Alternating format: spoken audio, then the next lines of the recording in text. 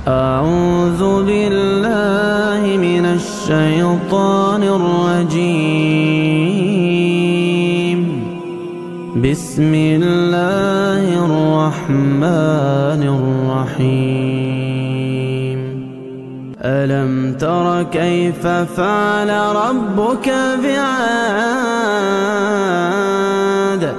إرم ذات العماد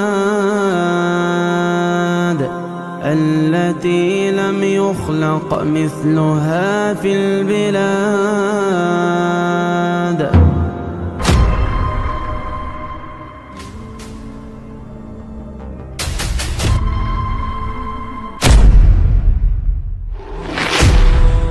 اور ہم نے قوم عاد کی طرف ان کے بھائی ہود کو بھیجا. انہوں نے کہا اے میری قوم اللہ ہی کی عبادت کرو, اس کے سوا تمہارا کوئی معبود نہیں. تم شرک کر کے اللہ پر محض بہتان باندھتے ہو. میری قوم میں اس واعظ و نصیحت کا تم سے کچھ صلہ نہیں مانگتا. میرا صلہ تو اس کے ذمے ہے جس نے مجھے پیدا کیا. بھلا تم سمجھتے کیوں نہیں؟ اور اے قوم اپنے پروردگار سے بخشش مانگو, پھر اس کے آگے توبہ کرو. وہ تم پر آسمان سے موسلا دھار بارش برسائے گا اور تمہاری طاقت پر طاقت بڑھائے گا. اور دیکھو گناہگار بن کر روگردانی نہ کرو. وہ بولے ہود تم ہمارے پاس کوئی دلیل ظاہر نہیں لائے, اور ہم صرف تمہارے کہنے سے نہ اپنے معبودوں کو چھوڑنے والے ہیں اور نہ تم پر ایمان لانے والے ہیں. ہم تو یہ سمجھتے ہیں کہ ہمارے کسی معبود نے تمہیں تکلیف پہنچا کر دیوانہ کر دیا ہے. انہوں نے کہا کہ میں اللہ کو گواہ کرتا ہوں اور تم بھی گواہ رہو کہ جن کو تم اللہ کا شریک بناتے ہو میں ان سے بیزار ہوں. بسم اللہ الرحمن الرحیم. اللہ تبارک و تعالیٰ کے نام سے شروع جو بڑا مہربان اور نہایت رحم کرنے والا ہے. دنیا کی تاریخ کی قد آور اور بلند و بالا قوم جو بڑے بڑے پہاڑوں اور چٹانوں کو تراش کر اپنے گھر اور محلات بنایا کرتی تھی. یہ قوم اتنی طاقتور تھی کہ اس کی طاقت کا کوئی مقابلہ نہیں کر سکتا تھا. اگر یہ لوگ کسی ملک پر حملہ کرنے کے لیے جاتے تو اس ملک کے لوگ اس قوم کے خوف کی وجہ سے پہلے ہی ہتھیار ڈال دیا کرتے. یہ قوم دنیا کی سب سے طاقتور اور لمبی ترین قوم تھی. اس قوم کا ذکر قرآن پاک میں قوم عاد کے نام سے ملتا ہے. پیار دوستو, آج کی اس ویڈیو میں ہم آپ کو دنیا کی سب سے پہلی سپر پاور قوم عاد کے بارے میں بتائیں گے کہ قوم عاد کون تھی اور یہ قوم کس نبی کی امت تھی. اس قوم کو اللہ تبارک و تعالیٰ نے کس قدر طاقت سے نوازا تھا اور دنیا کی پہلی سپر پاور قوم اس دنیا کے اندر کتنے سالوں تک آباد رہی, اور پھر آخر کار اس قوم نے ایسا کون سا گناہ کیا کہ جس کی وجہ سے اللہ تبارک و تعالیٰ نے اس قوم کو اس دنیا سے ختم کر دیا اور ان کے نام و نشان کو مٹا دیا.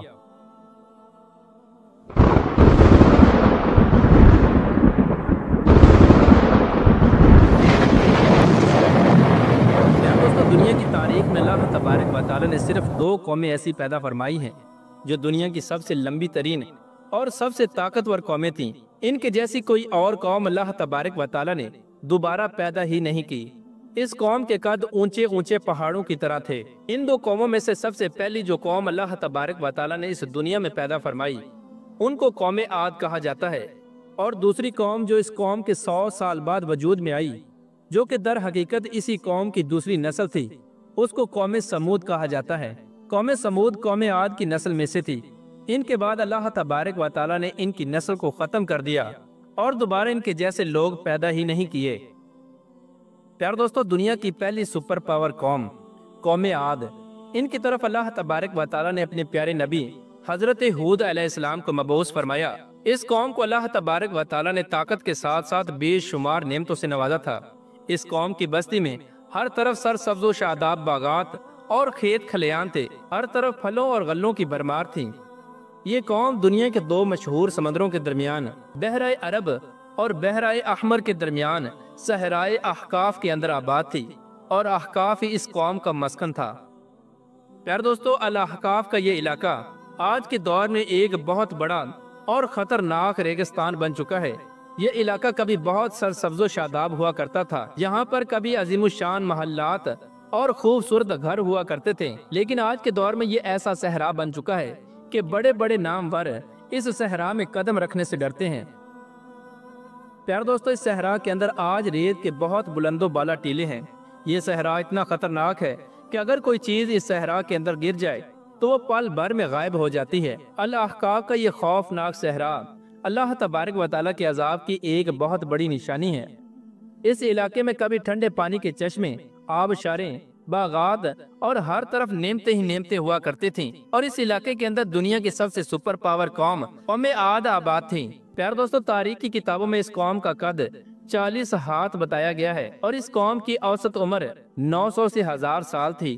یہ ایسی طاقتور قوم تھی کہ ان کو کبھی کوئی بیماری نہ لگتی، اور نہ ہی یہ لوگ کبھی بوڑھے ہوتے، اور نہ ہی ان کے ہاتھ پاؤں کمزور ہوتے، یہاں تک کہ ان کی نظر تک بھی کمزور نہ ہوتی۔ یہ قوم 900 سے 1000 سال تک کی عمر ہمیشہ جوانی اور تندرستی میں گزارتی۔ یہی وہ خوبی تھی کہ جس کی وجہ سے یہ قوم دنیا کے اندر بہت زیادہ پھیل گئی اور دنیا کی سب سے طاقتور اور سپر پاور قوم بن گئی۔ جیسا کہ اللہ تبارک و تعالیٰ قرآن پاک میں ارشاد فرماتا ہے کہ ان کے جیسی قوم کسی اور ملک میں پیدا ہی نہیں کی گئی۔ اور حضرت ہود علیہ السلام کو یاد کرو کہ جنہوں نے اپنی قوم کو احقاف میں ڈرایا۔ پیارے دوستو، طوفان نوح کے بعد قوم عاد وہ پہلی قوم تھی کہ جس نے دنیا کے اندر بت پرستی شروع کی اور شرک کی بنیاد رکھی۔ بت پرستی میں پڑنے کے بعد اس قوم نے ظلم کی حدیں پار کرنا شروع کر دی، اور اللہ تبارک و تعالیٰ کی ہر طرح کی نافرمانی کرنے لگے، اور اللہ تبارک و تعالیٰ کی وحدانیت کو چھوڑ کر پتھروں کو اپنا خدا بنا لیا۔ کوئی گناہ ایسا نہ تھا جو اس قوم نے نہ کیا ہو۔ گمراہی، بے حیائی، جھوٹ اور زنا جیسی بے حیائی کے اندر ڈوب گئے اور ہر طرح کی برائیاں کرنے لگے۔ اس قوم کے لوگ ایسے وحشت ناک تھے کہ جب بھی کسی عورت کو دیکھتے تو اس کے ساتھ زنا کرتے، یہاں تک کہ اس کو ہلاک کر دیتے۔ انہی بے حیائیوں اور بدعمالیوں کی وجہ سے وہ قوم جس کو اللہ تبارک و تعالیٰ نے ہر طرح کی نعمتوں سے نوازا تھا، اب وہ قوم اللہ تبارک و تعالیٰ کی وحدانیت کو چھوڑ کر ہر طرح کی برائیوں کے اندر مبتلا ہو چکی تھی۔ ان کی ہدایت کے لیے اللہ تبارک و تعالیٰ نے اپنے پیارے پیغمبر حضرت ہود علیہ السلام کو ان کی طرف مبعوث فرمایا۔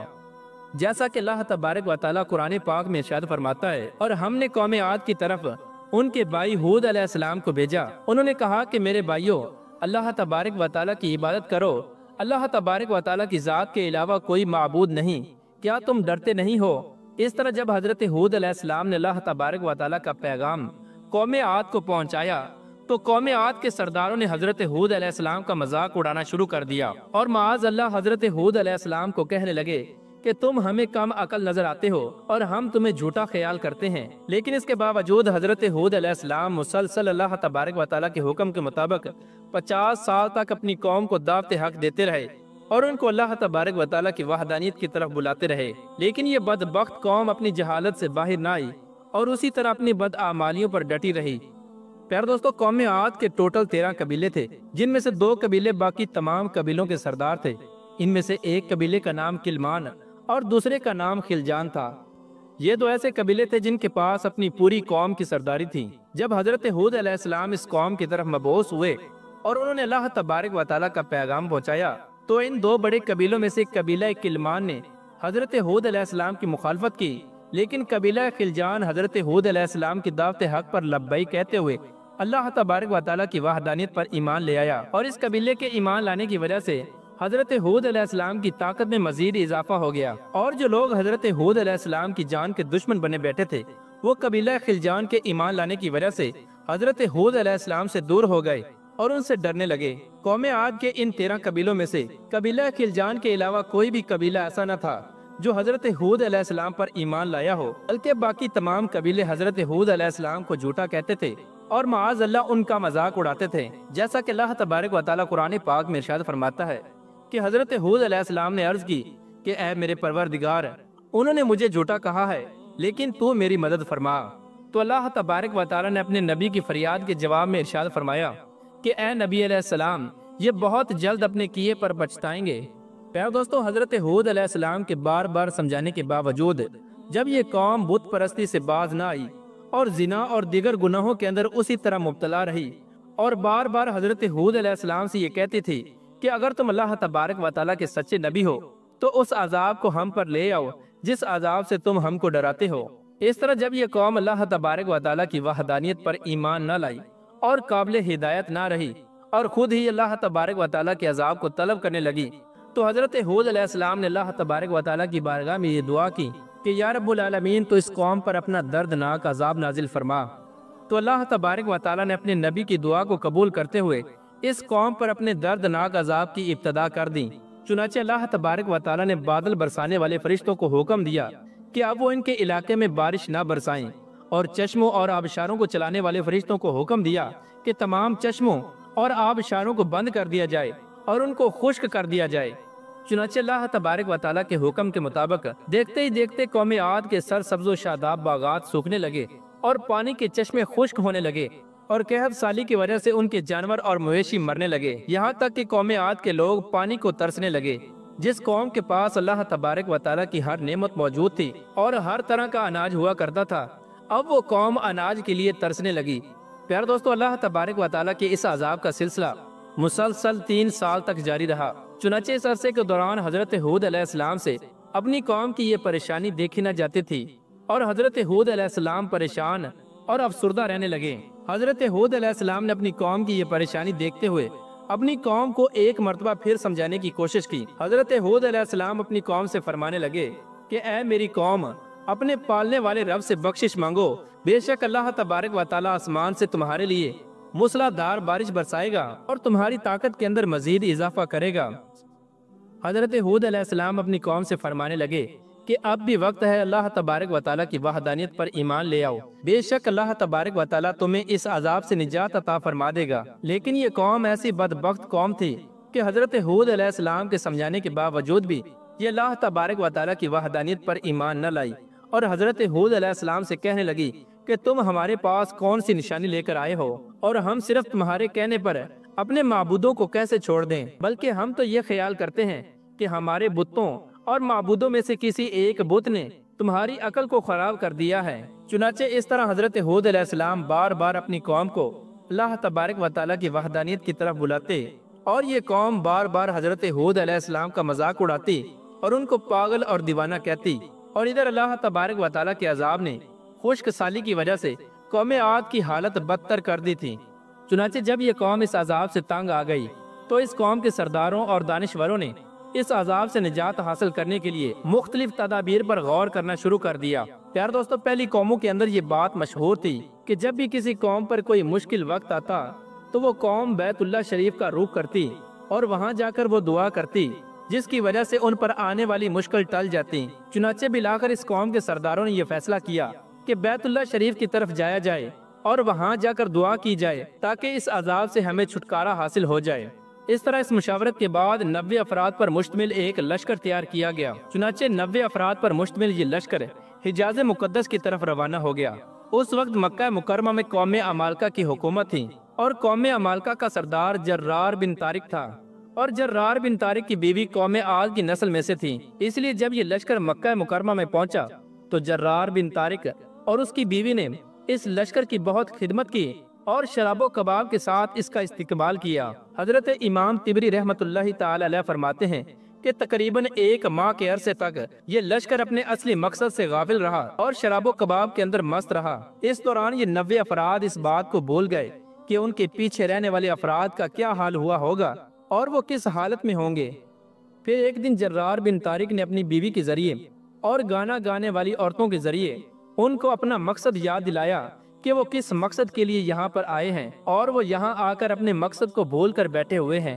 چنانچہ ان کے یاد دلانے پر جب اس لشکر کو ہوش آیا تو وہ فوراً بیت اللہ کی طرف پہنچے اور رو رو کر اللہ تبارک و تعالیٰ کی بارگاہ میں دعا کرنے لگے۔ ابھی یہ لشکر دعا کے اندر مصروف تھا کہ ایک دم سے کالے بادل چھا گئے۔ ان بادلوں کو دیکھتے ہی قوم عاد کے تمام لوگ خوش ہو گئے کہ ہماری دعا قبول ہو گئی اور بارش ہونے والی ہے۔ چنانچہ اس لشکر نے جلدی سے تیاری کی اور دوبارہ اپنے علاقے کی طرف روانہ ہو گئے۔ جیسے جیسے یہ لشکر اپنے علاقے کی طرف بڑھتا جاتا ویسے ویسے ان کے پیچھے یہ بادل بھی آگے آگے بڑھتا جاتا۔ حضرت ہود علیہ السلام نے قوم عاد کی طرف آنے والے جب ان کالے بادلوں کو دیکھا تو حضرت ہود علیہ السلام فوراً سمجھ گئے کہ اللہ تبارک و تعالیٰ کا دردناک عذاب نازل ہونے والا ہے۔ پیار دوستو، جس طرح اللہ تبارک و تعالیٰ کی ذات رحم فرمانے والی ذات ہے، اسی طرح اللہ تبارک و تعالیٰ نے اپنے تمام انبیاء کرام کو بھی یہ صفت عطا فرمائی ہے کہ ان کے دل بھی بہت نرم اور رحم دل ہوتے ہیں۔ لہٰذا ان کالے بادلوں کو دیکھتے ہی حضرت ہود علیہ السلام نے ایک بار پھر اپنی قوم کو سمجھانے کی کوشش کی کہ یہ جو کالے بادل آ رہے ہیں یہ در حقیقت اللہ تبارک و تعالیٰ کی طرف سے آنے والا دردناک عذاب ہے۔ اب بھی وقت ہے، اللہ تبارک و تعالیٰ کی وحدانیت پر ایمان لے آؤ، ورنہ اللہ تبارک و تعالیٰ کا دردناک عذاب تمہارا منتظر ہے۔ حضرت ہود علیہ السلام نے اپنی قوم سے کہا کہ یہ کالے بادل نہیں بلکہ اللہ تبارک و تعالیٰ کی طرف سے نازل ہونے والا عذاب ہے، جس عذاب کو طلب کرنے میں تم لوگ جلدی کرتے تھے۔ یہ ہوا کا طوفان ہے جو اپنے رب کے حکم سے ہر چیز کو فنا کر دے گا۔ چنانچہ حضرت ہود علیہ السلام کی یہ بات سننے کے باوجود بھی وہ قوم حضرت ہود علیہ السلام پر ایمان نہ لائی اور اسی طرح اپنی نافرمانی پر ڈٹی رہی۔ آخری بار سمجھانے کے باوجود بھی جب اس قوم کے نافرمانوں نے اللہ تبارک و تعالیٰ کی بارگاہ میں توبہ نہ کی تو حضرت ہود علیہ السلام اللہ تبارک و تعالیٰ کے حکم سے اپنی قوم کو لے کر وہاں سے روانہ ہو گئے اور خطیرہ نامی بستی کی طرف ہجرت کر گئے۔ جیسے ہی حضرت ہود علیہ السلام نے قوم عاد کی بستی سے باہر قدم رکھا تو ویسے ہی دیکھتے وہ کالے بادل مزید کالے ہو گئے اور اللہ تبارک و تعالیٰ کا دردناک عذاب شروع ہو گیا۔ اس طوفان میں اللہ تبارک و تعالیٰ کی طرف سے بھیجی گئی اتنی تیز اور دردناک ہوا تھی، جس ہوا نے اس دنیا کی سپر پاور قوم کو چیونٹیوں کی طرح اٹھا کر پٹکنا شروع کر دیا اور اس طرح اس قوم کے نافرمان لوگ مرنا شروع ہو گئے۔ اللہ تبارک و تعالیٰ کا یہ دردناک عذاب 7 راتوں اور 8 دنوں تک مسلسل جاری رہا۔ اللہ تبارک و تعالیٰ کے اس دردناک عذاب نے قوم عاد کے نافرمانوں میں سے کسی کو نہ چھوڑا۔ اس عذاب نے قوم عاد کے بڑے بڑے محلات، قلعے اور گھر سب کے سب فنا کر دیے، یہاں تک کہ احقاف کا یہ علاقہ ایک صحرا کے اندر تبدیل ہو گیا اور ہر طرف خوفناک چٹیل میدان اور ریگستان ہی ریگستان باقی رہ گیا۔